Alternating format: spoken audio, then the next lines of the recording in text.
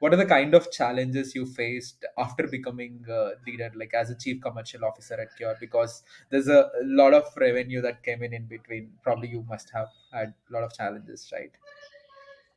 Oh yeah, absolutely. Like looking back at it, I think there were so many challenges. I don't know. We can like that would be at least three podcast episodes to talk about all of them. I mean, fundamentally, look Okay. at this. The challenges were because a lot of it was because I came completely from a non-sales background, right? I've never done sales as a That's thing right. Yeah. or like before. So the challenges are more of sort of, understanding or sort of, structuring teams, sort of, doing trainings, all of that, right? Which fundamentally anyone who's gone through the process multiple times in different orgs, it just seems so much fairly, you know, very intuitive to someone. But it was not the case. I think there was a lot of challenges for me to play. First was obviously doing sales. I think that was not as big of a challenge. I think as I said, it was very natural to me. It felt very natural. It was, it came easily, I guess, to me. So I did not really think much about doing that. I think more challenges were as I sort of, started leading a team, doing that. I think there were a lot of learnings, lot of,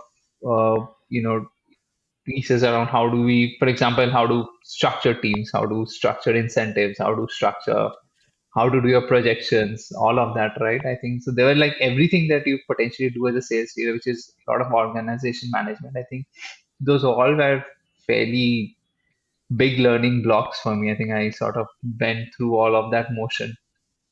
A lot of it learned by experience, some of it learned from other people. I think just borrowing their knowledge. But yeah, I think I struggled for a good time in just sort of understanding how to structure, how to even my most fundamental problem, if I had to take one, would obviously be just projection of like, what the revenue would look like and what sort of, how do I even think about, let's say, what does revenue 12 months down the line look like, right? So Yeah. Yeah. Yeah. stuff like that was obviously the most challenging. But I think also just a note was also, I think what was helpful for me was because I did not come with any background. So it was a very clean slate for me. So I could actually do a lot of first principle thinking, which is basically saying that, what, if this needs to happen, this needs to, and because I'd done it already, right, as a process, I had sort of done some of that.